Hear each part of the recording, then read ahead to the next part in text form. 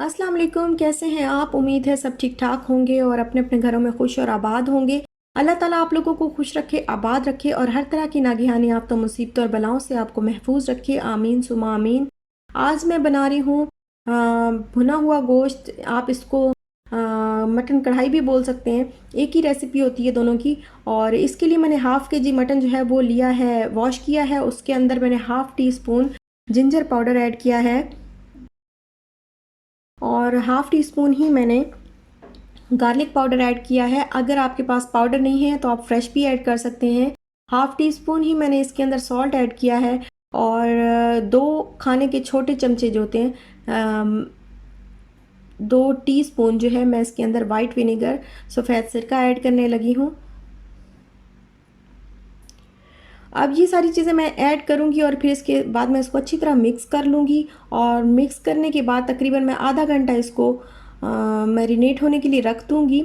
अगर आपके पास टाइम है तो आप ज़्यादा टाइम के लिए भी इसको रख सकते हैं, लेकिन मेरे पास जो टाइम नहीं था, तकरीबन आधा घंटा जो है मैं इसको रखूँगी। आधा घंटा भी काफ़ी होता है, लेकिन अगर टाइम है तो ज़्यादा टाइम के लिए रख दें तो ज़्यादा अच्छा टेस्ट आएगा।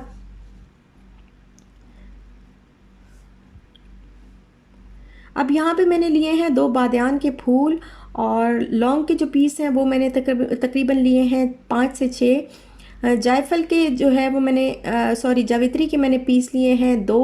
और आधा जो है वो नटमेग जिसको बोलते हैं, जायफल भी बोलते हैं, ये मैंने आधा पीस लिया है। 1 मोटी इलायची, 1 तेज़पात और सिनेमन स्टिक्स जो है वो मैंने ली है 2 से 3, 1-1 इंच का जो है वो पीस मैंने लिया है। सिनेमन स्टिक को छोड़ के इसके अलावा बाकी सारी चीज़ें मैं हल्की सी दरदरी सी जो है वो कूट लूँगी। सिनेमन स्टिक इसलिए नहीं कूट रही क्योंकि फिर उसके कूटे जाने के बाद ज़रा वो मीठी मीठी सी हो जाती है। अब मैंने लोहे की कढ़ाई ली है और उसके अंदर मैंने हाफ़ कप ऑयल ऐड किया है और ये जो मसाले जितने भी थे जो मैंने कूटे थे और सिनेमन स्टिक्स वो भी मैंने ऐड कर दी हैं और अच्छी तरह मैं इसको फ्राई करूँगी। तो इसमें इससे जो ऑयल है उसमें भी सारी खुशबू जो है वो मसालों की आ जाएगी। अब मैंने एक मीडियम साइज़ का अनियन लिया है और उसको चॉप करके वो भी मैंने ऐड कर दिया है उसी ऑयल के अंदर और इसको मैं फ्राई करूँगी। ज़्यादा फ्राई नहीं करना, बस लाइट सा जब पिंक पिंक हो जाए तो इसमें जो हमने मटन रखा था वो ऐड कर देंगे। हाफ़ के जी मटन जो मैंने मैरिनेट करके रखा था तो वो अब मैंने इसके अंदर ऐड किया। इसको मैं अच्छी तरह फ्राई करूँगी।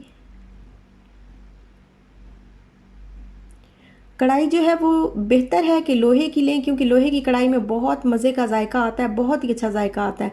कढ़ाई जो असल कढ़ाई होती है वो लोहे वाली कढ़ाई होती है जिसमें सही तरीके से कढ़ाई का जायका आता है।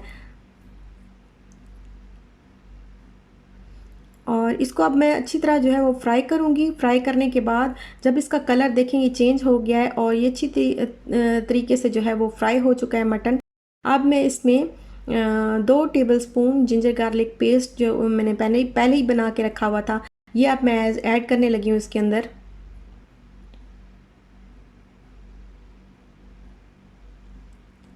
और फिर इसको मैं अच्छी तरह मिक्स कर लूँगी और थोड़ा सा और फ्राई करेंगे।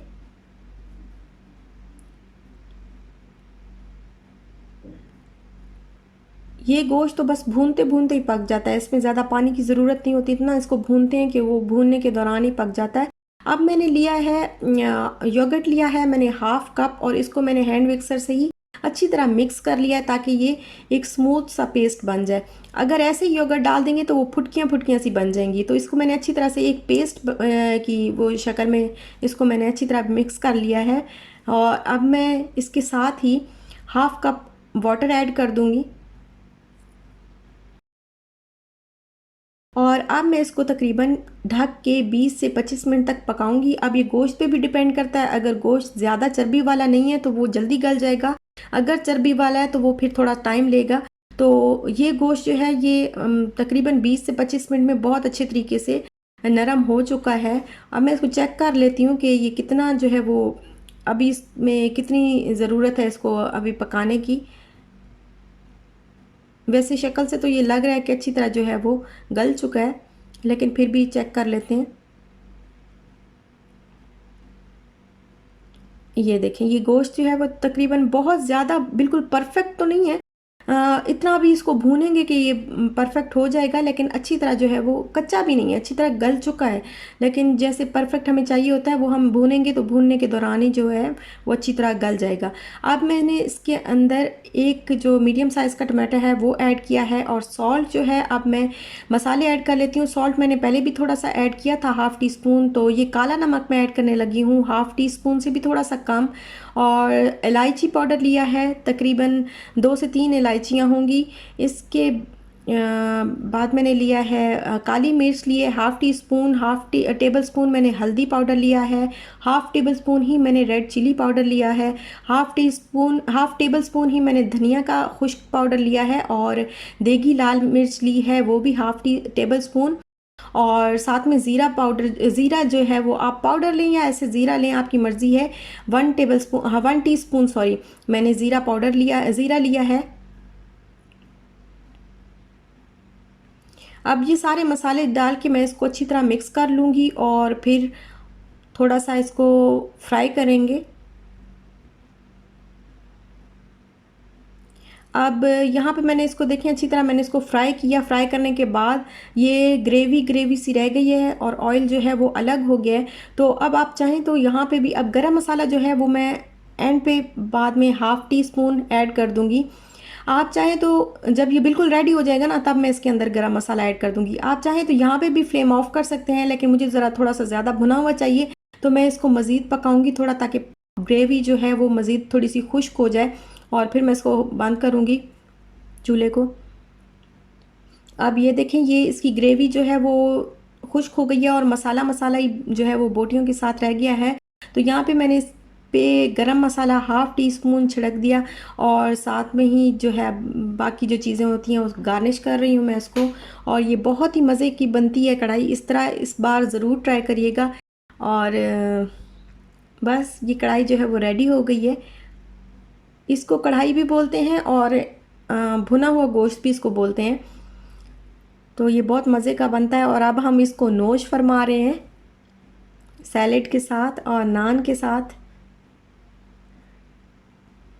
तो बस यहीं तक था मेरा आज का व्लॉग। आपको अच्छा लगा हो तो लाइक शेयर सब्सक्राइब ज़रूर करिएगा। अपना भी ख्याल रखिएगा, अपने प्यारों का भी ख्याल रखिएगा, खुश रहिएगा, खुश रहने दीजिएगा। इंशाल्लाह फिर मिलेंगे नेक्स्ट व्लॉग के साथ। तो तब तक दीजिए मुझे इजाज़त। अल्लाह हाफिज़।